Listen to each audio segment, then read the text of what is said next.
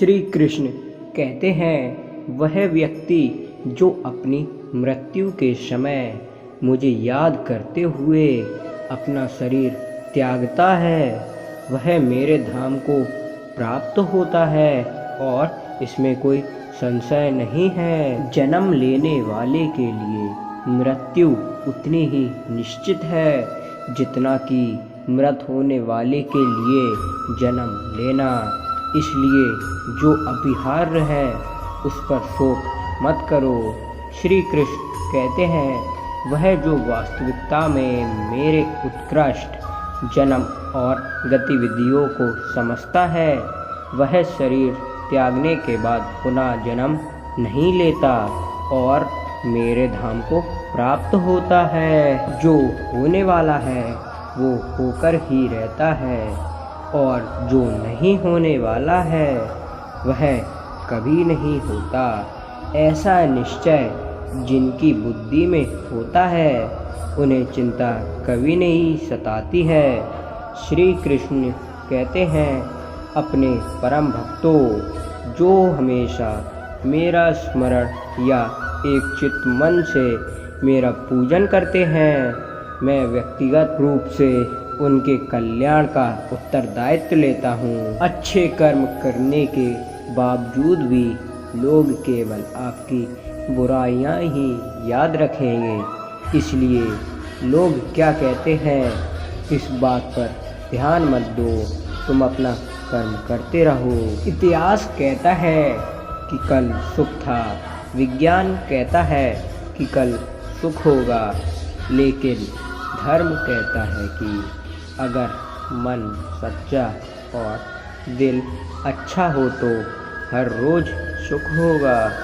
क्रोध से भ्रम पैदा होता है, भ्रम से बुद्धि व्यग्र होती है, जब बुद्धि व्यग्र होती है तब तर्क नष्ट हो जाते हैं, जब तर्क नष्ट होता है तब व्यक्ति का पतन हो जाता है। अपने आप को ईश्वर के प्रति समर्पित कर दो, यही सबसे बड़ा सहारा है। जो कोई भी इस सहारे को पहचान गया वह डर, चिंता और दुख से आज़ाद रहता है। मनुष्य को अपने कर्मों के संभावित परिणामों से प्राप्त होने वाली विजय या पराजय, लाभ या हानि, प्रसन्नता या दुख इत्यादि के बारे में सोचकर चिंता से ग्रसित नहीं होना चाहिए। श्री कृष्ण कहते हैं, तुम क्यों व्यर्थ में चिंता करते हो? तुम क्यों भयभीत होते हो? कौन तुम्हें मार सकता है? आत्मा न कभी जन्म लेती है और ना ही इसे कोई मार सकता है।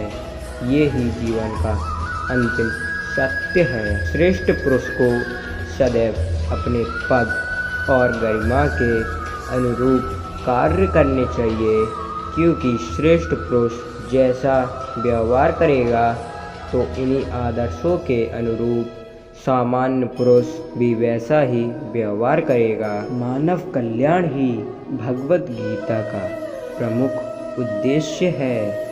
इसलिए मनुष्य को अपने कर्तव्यों का पालन करते समय मानव कल्याण को प्राथमिकता देना चाहिए। जो व्यक्ति खाने, सोने, आमोद प्रमोद तथा काम करने की आदतों में नियमित रहता है, वह योगाभ्यास द्वारा समस्त भौतिक क्लेशों को नष्ट कर सकता है। जिसने मन को जीत लिया उसने पहले ही परमात्मा को प्राप्त कर लिया, क्योंकि उसने शांति प्राप्त कर ली है। ऐसे मनुष्य के लिए सुख दुख, सर्दी गर्मी और मान अपमान एक से है। ना तो यह शरीर तुम्हारा है और ना ही तुम इस शरीर के मालिक हो। यह शरीर 5 तत्वों से बना है, आग, जल, वायु, पृथ्वी और आकाश। एक दिन यह शरीर इन्हीं 5 तत्वों में विलीन हो जाएगा। श्री कृष्ण कहते हैं, जिंदगी में कभी भी अपने किसी हुनर पर घमंड मत करना, क्योंकि पत्थर जब पानी में गिरता है तो अपने ही वजन से डूब जाता है। अच्छे लोगों की कृष्ण परीक्षा बहुत लेता है, परंतु साथ नहीं छोड़ता, और बुरे लोगों को कृष्ण बहुत कुछ देता है, परंतु साथ नहीं देता। जिसने मन को जीत लिया है, उसने पहले ही परमात्मा को प्राप्त कर लिया है, क्योंकि उसने शांति प्राप्त कर ली है। ऐसे मनुष्य के लिए सुख दुख, सर्दी गर्मी और मान अपमान एक से हैं।